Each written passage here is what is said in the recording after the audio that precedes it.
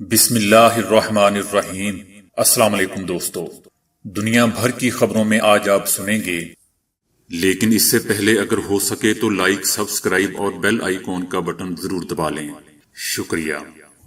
امریکی صدر طیارے کی سیڑھیاں چڑھتے ہوئے بار بار گرتے رہے۔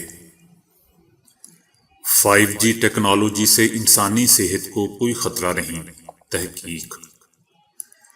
جوانی کی اچھی عادتیں بڑھاپے میں دماغ کو صحت مند رکھتی ہیں، تحقیق۔ 1 مئی تک اہلکاروں کا انخلاء نہیں ہوا تو معاہدے کی خلاف ورزی ہوگی، طالبان۔ کیا کورونا ویکسین لگوانے سے روزہ ٹوٹ جائے گا؟ بھارت نے جمہوریت کی پاسداری نہ کی تو پابندیاں لگائیں گے، امریکہ۔ ایران معاملات کو مزید پیچیدہ نہ بنائے، فرانسیسی صدر۔ چائنا امریکہ مذاکرات کا پہلا دور، سفارتکاروں کی آپس میں جھڑپ۔ موٹر وے کیس میں ملزموں کو موت کی سزا۔ بجلی مزید 5.65 روپے فی یونٹ مہنگی کرنے کی منظوری۔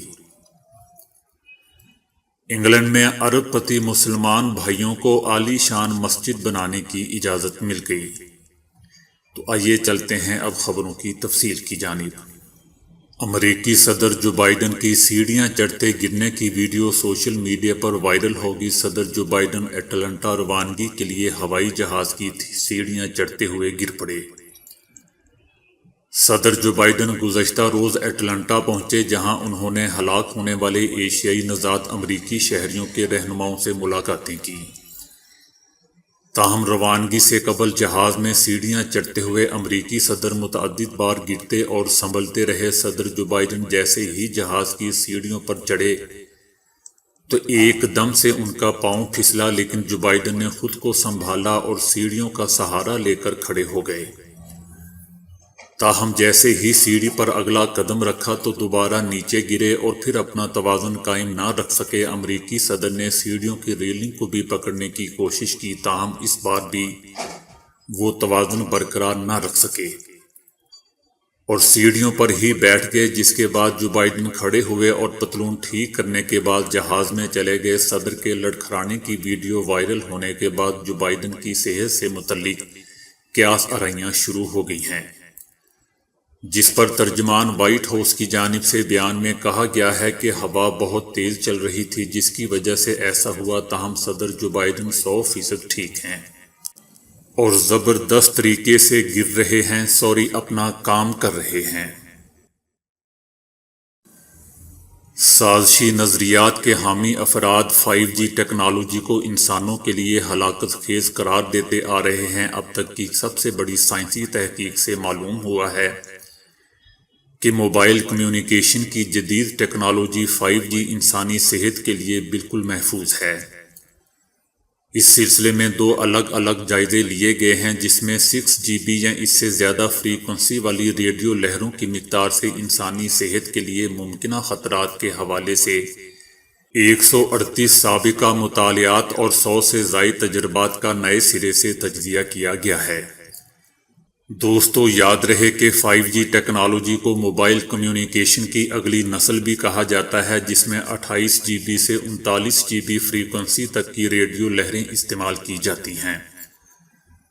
ماہرین کا کہنا ہے کہ یہ مطالعہ اب تک 5G ٹیکنالوجی اور انسانی صحت میں تعلق کے حوالے سے کیا گیا سب سے بڑا مطالعہ ہے۔ زیادہ فریکوئنسی والی ریڈیو لہروں کے خلوی تقسیم، خلیوں میں جینیاتی تبدیلیوں، خلیوں کے مابین پیغامات کے تبادلے اور خلوی جھلی کی کارکردگی پر پڑنے والے اثرات کے علاوہ ایسے ہی دوسرے کئی پہلوؤں پر کی گئی سائنسی تحقیقات کا محتاط تجزیہ کرنے کے بعد ماہرین کو ایسی کوئی مصدقہ شہادت نہیں ملی جو یہ ثابت کرتی ہو کہ 5G نیٹ ورک میں استعمال ہونے والی ریڈیو لہریں انسانی صحت کے لیے خطرناک ہیں۔ یہ تحقیق دوستو journal of exposure science and environmental کے تازہ میگزین میں 2 الگ الگ آرٹیکل کے طور پر شائع ہوئی ہیں۔ امریکی سائنسدانوں نے ایک طویل مطالعے کے بعد دریافت کیا ہے کہ جو لوگ اپنی جوانی میں اچھی اور صحت مند عادتیں اپناتے ہیں، بڑھاپے میں ان کا دماغ بھی چاق و چوبند اور توانا رہتا ہے۔ یونیورسٹی آف کیلیفورنیا میں پروفیسر ڈاکٹر کرسچین یافی کی نگرانی میں اس مطالعے میں 4 طویل مدتی تحقیقات میں مجموعی طور پر 15,000 بالغ افراد شریک تھے، جبکہ تحقیقات کے آغاز پر ان کی عمر 18 سے 30 سال اور 45 سے 95 سال کے درمیان تھی۔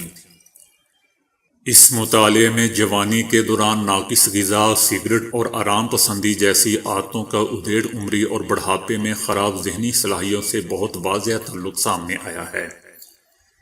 جوانی میں موٹاپے، خون میں شکر کی زیادہ مقدار، ہائی بلڈ شوگر اور ہائی بلڈ پریشر جیسی علامات کو بھی بعد کی عمر میں دیکھا گیا۔ البتہ جوانی میں زیادہ کولیسٹرول اور بڑھاپے میں ذہنی تنزلی کے درمیان تعلق سامنے نہیں آیا۔ اس تحقیق کی تفصیل دوستو ریسرچ جرنل نیورولوجی کی ویب سائٹ پر 17 مارچ کے روز شائع ہوئی تھی۔ افغان طالبان نے اپنا اعلامیہ جاری کیا ہے کہ امریکہ کے ساتھ 18 ماہ تک مذاکرات کیے۔ امریکہ 14 ماہ میں افغانستان سے اپنے اہلکار نکالنے پر متفق ہوا۔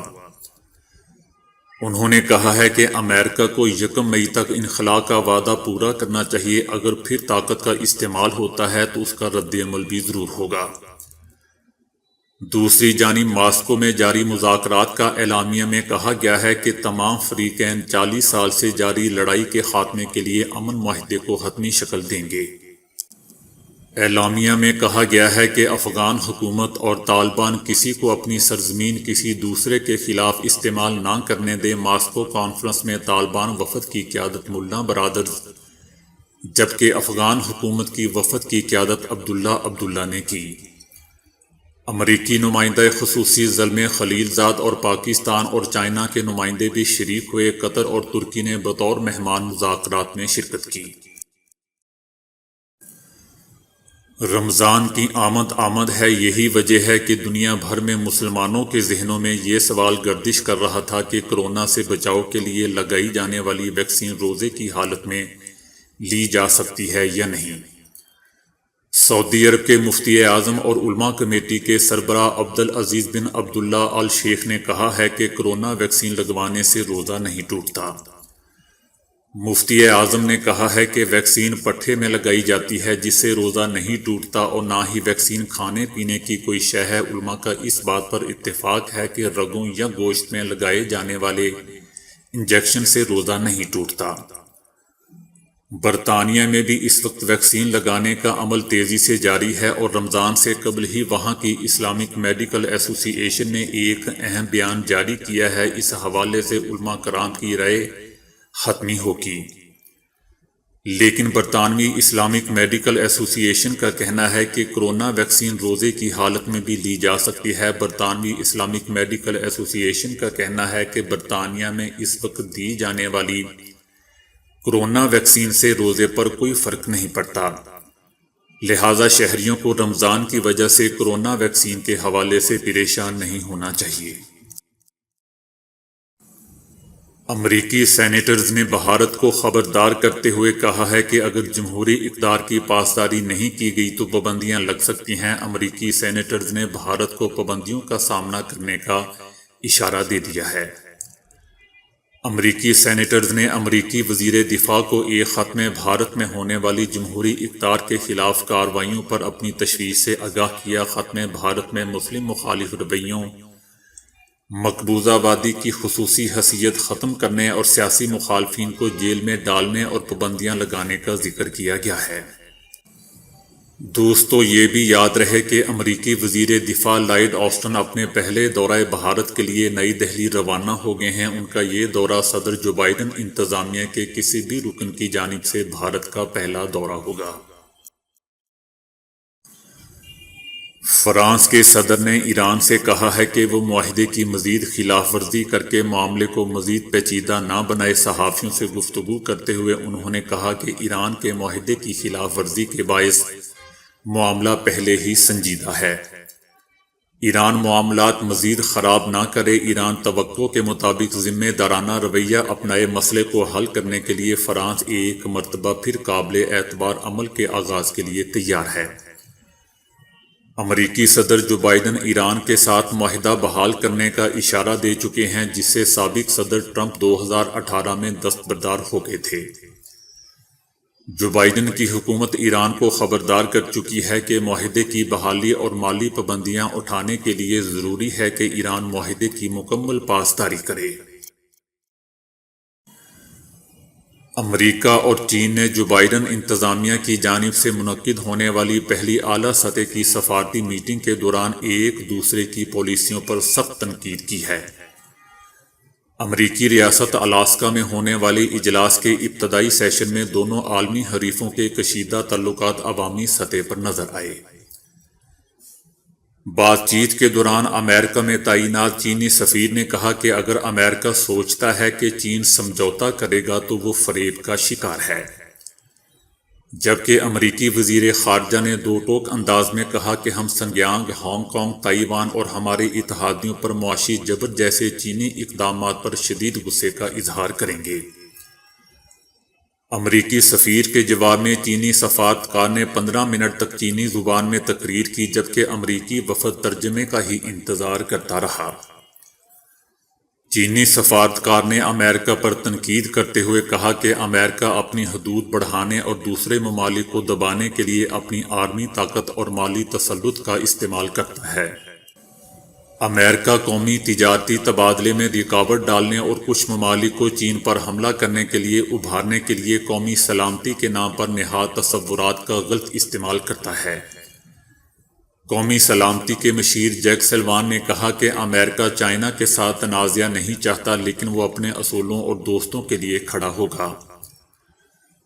دوستو، یاد رہے کہ ریپبلکنز نے امریکی صدر جو بائیڈن کے صدارت سنبھالنے سے پہلے ان پر چائنا کے حوالے سے تنقید کی تھی۔ ریپبلکنز کو خطرہ تھا کہ جو بائیڈن انتظامیہ چائنا کے حوالے سے نرم رویہ اختیار کرے گی، لیکن حالیہ ہفتوں میں اعلیٰ ریپبلکن عہدیداروں نے صدر کو چائنا کا مقابلہ کرنے کے لیے اتحادیوں کے ساتھ تعلقات کی بحالی کی منظوری دی ہے۔